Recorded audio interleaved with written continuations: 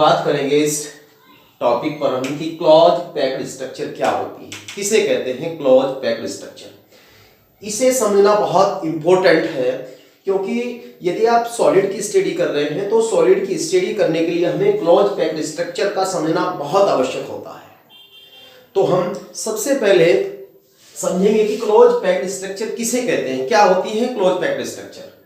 Close packed structure देखिए, हमारे पास किसी भी क्रिस्टल सिस्टम में इस तरीके से जो स्फीयर होते हैं या एटम होते हैं, ये किसी भी क्रिस्टल में परमाणु अणु आयन द्वारा ये क्रिस्टल बनता है। और ये जो एटम होते हैं, और मैं बात करता हूं यदि हम क्लोज पैक्ड स्ट्रक्चर किसे कहते हैं। देखिए मैं यहां डेफिनेशन लिख रहा हूं कि किसी ठोस के अवयवी कणों, ठोस के अवयवी कणों के मध्य में या बीच में, मध्य में कुछ रिक्त स्थान होते हैं, कुछ रिक्त स्थान होते हैं, कुछ रिक्त स्थान होते हैं। अतः उनकी इस संरचना को क्लोज पैक्ड स्ट्रक्चर कहते हैं, क्लोज पैक्ड स्ट्रक्चर कहते हैं, क्लोज पैक्ड स्ट्रक्चर कहते हैं। यानी कि हमारे पास ऐसे क्रिस्टल ठोस यानी कि जिसके जो अवयवी कण, हमारे पास ये इसके अवयवी कण हैं, अवयवी कण हमारे पास ये इसके सब, ये भी अवयवी कण है, ये भी अवयवी, ये भी और ये भी, लेकिन इनके बीच में जो है कुछ रिक्त स्थान पाया जाता है। तो ऐसे क्रिस्टल ठोस को की स्ट्रक्चर को हम क्लोज पैक्ड स्ट्रक्चर कहते हैं। यानी कि जिनके अवयवी कणों के बीच में, अवयवी कणों के बीच में यानी कि पार्टीशन जो हमारे पास है, इनके बीच में जो रिक्त स्थान है ये, तो ऐसे क्रिस्टल स्ट्रक्चर को हम क्लोज पैक्ड स्ट्रक्चर कहते हैं। अब बात करते हैं ये जो क्लोज पैक्ड स्ट्रक्चर जो होती है, क्लोज पैक्ड स्ट्रक्चर, यदि हम इसके क्लोज पैक्ड स्ट्रक्चर की जो हम बात कर रहे हैं, तो क्लोज पैक्ड स्ट्रक्चर अवयवी कणों की व्यवस्था के आधार पर, अवयवी कणों की व्यवस्था के आधार पर तीन प्रकार की होती है। ये अवयवी कणों के आधार पर तीन प्रकार की होती है। फर्स्ट यदि मैं बात करूं तो close packed structure, close packed structure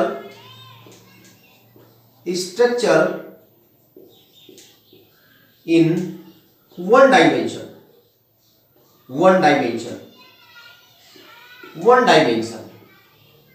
या इसको हम शॉर्ट में लिख सकते हैं 1D structure. Number 2 2D structure, और नंबर 3 कहते हैं इसको 3D स्ट्रक्चर, या close packed structure in 3 dimension, close packed structure in 2 dimension. अब बात करेंगे हम एक एक की बात करेंगे। इनको हम तीन प्रकार की क्लोज पैक्ड स्ट्रक्चर मैंने आपको बताई है। एक close packed structure 1 dimension, 2 dimension and 3 dimension. Hindi में बात कर लेते हैं इसकी, एक विमीय, द्विविमीय, त्रिविमीय। चलिए बात करते हैं फर्स्ट 1 डायमेंशन की हम बात करेंगे। 1 dimension close packed structure. 1 dimension close packed structure में जो हमारे पास यानी कि 1 डायमेंशन क्लोज पैक्ड स्ट्रक्चर की जो हम बात करें, इसमें जो अवयवी कण होते हैं वो केवल एक ही प्रकार से ऐसे ये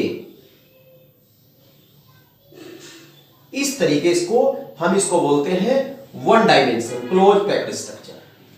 1 डायमेंशन क्लोज पैक्ड स्ट्रक्चर। अगर मैं इसकी कोऑर्डिनेशन नंबर की बात कर लूं, इसकी कोऑर्डिनेशन वन डायमेंशन में कोऑर्डिनेशन नंबर की हम बात करेंगे, तो हमारे पास जो ये मॉलिक्यूल, ये हमारे पास मॉलिक्यूल है या पार्टी सेल है, तो ये जो हमारे पास, इसको मैंने टारगेट किया है, इस वन डायमेंशन की हम कोऑर्डिनेशन नंबर की हम बात कर रहे हैं। तो वन डायमेंशन कोऑर्डिनेशन नंबर, यानी कि जो कोऑर्डिनेशन नंबर का जो डेफिनेशन होता है वो भी मैं साथ साथ आप लोगों को बता देता हूं। कोऑर्डिनेशन नंबर, कोऑर्डिनेशन नंबर क्या होता है? कोऑर्डिनेशन नंबर, कोऑर्डिनेशन नंबर यानी कि किसी भी अवयवी कण, किसी भी अवयवी कण को जितने अवयवी कण स्पर्श कर रहे हैं, अवयवी कण स्पर्श कर रहे हैं, स्पर्श कर रहे हैं, वह उस कण या पार्टी सेल का या अवयवी कण का कोऑर्डिनेशन नंबर कहलाता है, कोऑर्डिनेशन नंबर कहलाता है, कोऑर्डिनेशन नंबर कहलाता है। स्टूडेंट समझिए कि कोऑर्डिनेशन नंबर हम किसे कहते हैं।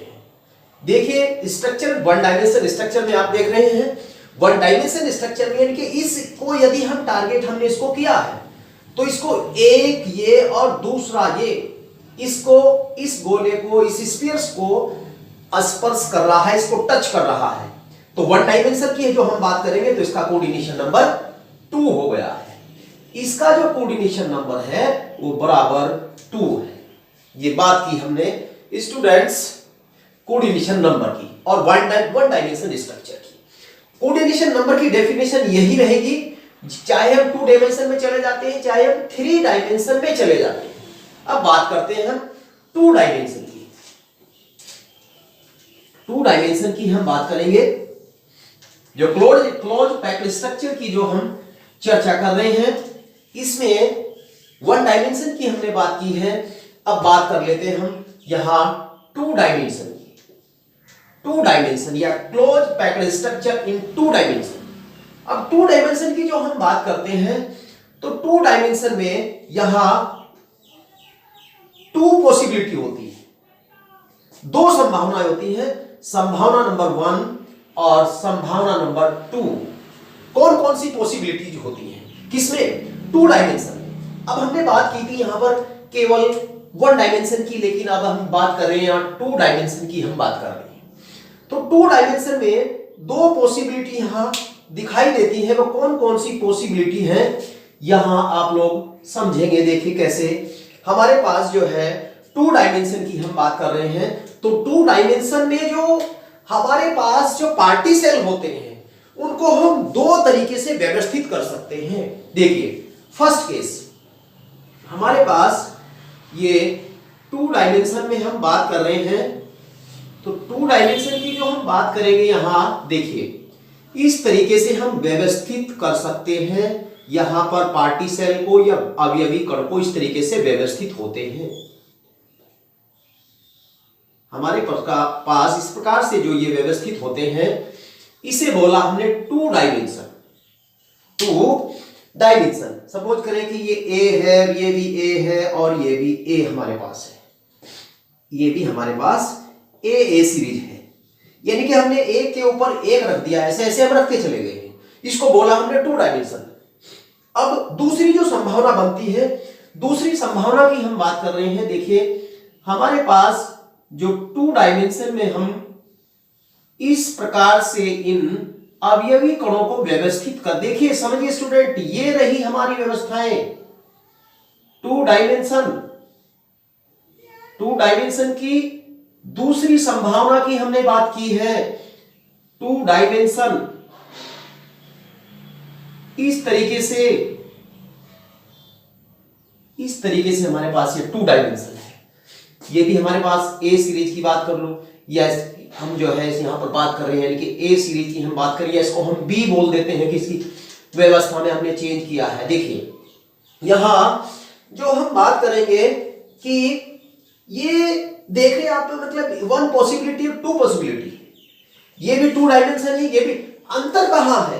अंतर केवल देखिए ये जो हमारे पास ये जो परत है हमारे पास, ये जो हमारे पास एक लेयर है, इसमें हमने कोई डिफरेंस नहीं किया, बिल्कुल एकदम सेम इसके ऊपर रख दिया है, सेम इसके ऊपर रख दिया। लेकिन यहां पर हमने ये देखिए ये गैप हो गया है। अब यहां बात करते हैं इसका कोऑर्डिनेशन नंबर क्या है। यहां पर इसका कोऑर्डिनेशन नंबर क्या है? देखिए मैं सपोज करता हूं कि हमारे पास ये, इसको हमने टारगेट किया, इसका हमें कोऑर्डिनेशन नंबर ज्ञात करना। देखिए इसको कितने गोले टच कर रहे हैं, कितने अवयवी यानी कि कण इसको टच कर रहे हैं। यहां से स्टार्ट 1 2 3 4। इसका जो कोऑर्डिनेशन नंबर इस केस में, इसका कोऑर्डिनेशन नंबर स्टूडेंट्स बराबर 4 हो गया है। देखिए इसको ये टच कर रहा है यहां से, ये टच कर रहा है यहां से, ये टच कर रहा है यहां से, ये टच कर रहा है यहां से, तो इसका जो कोऑर्डिनेशन नंबर है वो 4 है। अब बात करते हैं केस नंबर 2 की। हम इस केस नंबर 2 में हम देख रहे हैं कि इसको यहां देखिए, यहां पर हमारे पास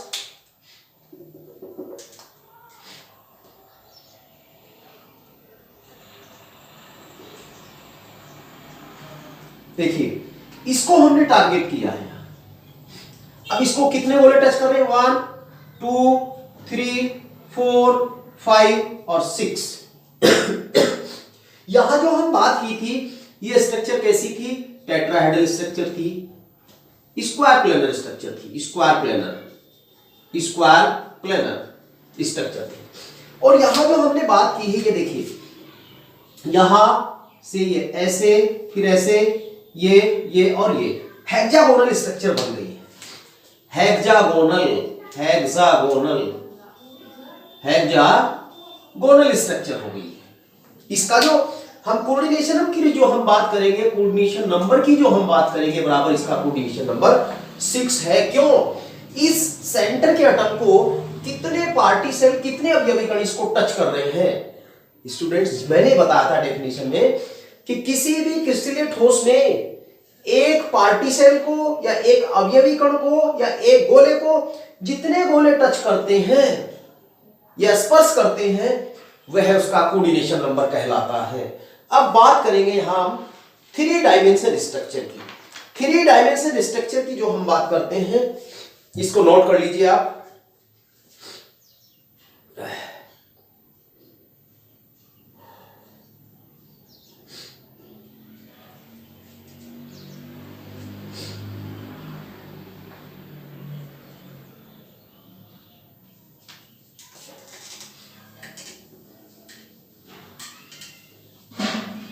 देखिए स्टूडेंट 3D की बात करते हैं। अब हम 3D की स्ट्रक्चर की बात करते हैं।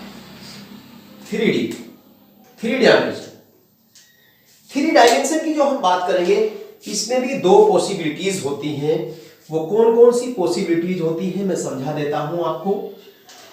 देखिए एक तो होती इसमें टेट्राहेड्रल स्ट्रक्चर, टेट्राहेड्रल,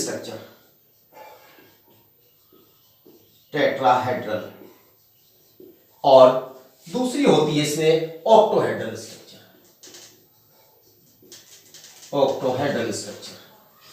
जो हम टेट्राहेड्रल की जो हम बात करते हैं, टेट्राहेड्रल में ये देखिए स्ट्रक्चर को हम देख रहे हैं यहां पर,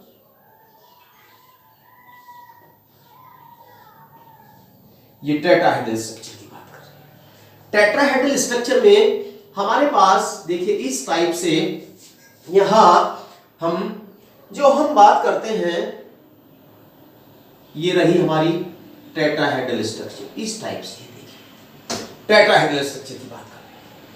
और ऑक्टोहेड्रल स्ट्रक्चर में हमारे पास, ऑक्टोहेड्रल स्ट्रक्चर की जो हम बात करते हैं स्टूडेंट्स,